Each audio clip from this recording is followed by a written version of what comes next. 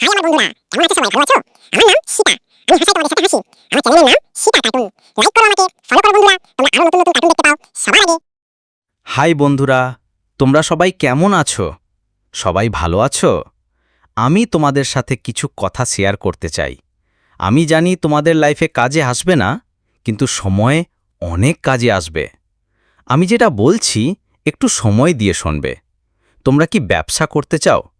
আমি জানি আমরা সবাই চাই আমাদের একটা দোকান হোক। এটা কি জানো বন্ধুরা? দোকান করতে গেলে তোমাকে 3 বছর বেকার থাকতে হবে। হ্যাঁ, তোমরা ঠিক শুনছ। 3 বছর বেকার থাকতে হবে। কেন বলি শোনো, আমরা ক্রোড়পতি ঘরের ছেলে নয়, সবকিছু আমাদেরকেই করতে হবে। প্রথম কাজ, তুমি কোথায় দোকান করবে সেই বাজারে তোমাকে প্রায় যেতে হবে। দেখতে হবে সেখানে কত লোক হচ্ছে, সেই লোক কত দূর থেকে আসছে, কত জায়গার থেকে আসছে, লোক কি কিনছে আর কি কিনছে না, কটা পর্যন্ত লোক হচ্ছে, কটা পর্যন্ত বাজারের লোক আছে, কোন সময় বাজারে রোজ বেশি লোক আসছে আর কেনাকাটা বেশি করছে। এটা ভালো ভালো করে দেখতে হবে। এবার দেখতে হবে তুমি কি ব্যবসা করবে। সেই ব্যবসা আগে থেকেই সেই বাজারে আছে কি এটা দেখে নিতে হবে। আগে সেই দোকানে কি কি জিনিস আছে দেখতে হবে। এর পরে বাজারে 4 কিলোমিটার আগে বা পরে কোনো বাজার আছে কি সেটা দেখতে হবে। সেখানে ওই দোকান আছে কি, তাহলে ওখানে কি কি জিনিস পাওয়া যাচ্ছে এবং কত দামে পাওয়া যাচ্ছে এটা দেখতে হবে। এবার এটা দেখতে হবে তুমি যেখানে পাইকারি মাল কিনবে সেখানে কত দাম বলছে।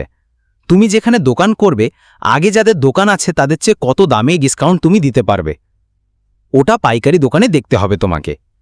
এইসব দেখার পর দোকানে তুমি একটা জিনিস তোমাকে মাথায় রাখতে হবে যে কি রকম টাইপের তুমি মাল রাখবে, সেইভাবেই কিন্তু তোমাকে পালায়ের কাজ করাতে হবে। তুমি যদি উঁচু মানের জিনিস দোকানে রাখবে বা কমা টাইপের জিনিস রাখবে, তাহলে কেন বলছি মালের ওপর নির্ভর করে কাস্টমার আসবে, ওটা দেখে পালায়ের কাজ করতে হবে। এবার তোমার দোকান রেডি হয়ে গেল। এবার বলছি মন দিয়ে শুনবে।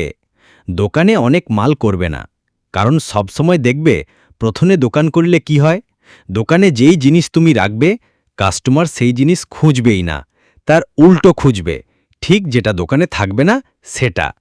এরকম বেশি সব দোকানদারের সাথে হয়ে থাকেই।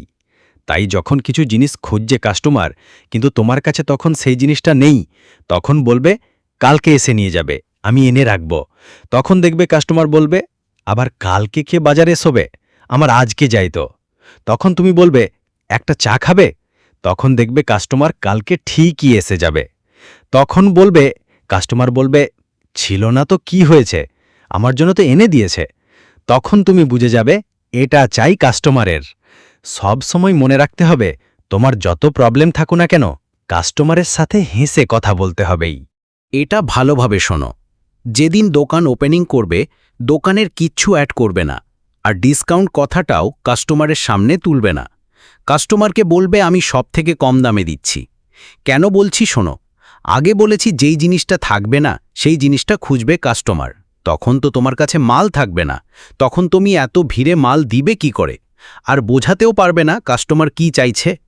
এত ভিড়ে ঘুরে গেলে কাস্টমার আর আসবে না। তাই বলছি প্রথমে কিছু অ্যাড দেবে না, 2 বছর বা 3 বছর পরে ধামাকা অফার দেবে। কেন বলছি, কাস্টমারের যেটা যাই সব তো তোমার কাছে আছে, আর ফেরত যেতে পারবে না কাস্টমার।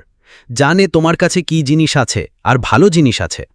তখন অত ভিড়ে সব কাস্টমারকে বলো ভালো আছো, সে তখন ভাববে আমাকে বলল দোকানদার, আমাকে মনে রেখেছে। এরই নাম ব্যবসা। আমার বন্ধুরা, তোমাদের ভালো লাগছে বা কিছু শিখতে পেরেছ, তাহলে লাইক করে দেবে।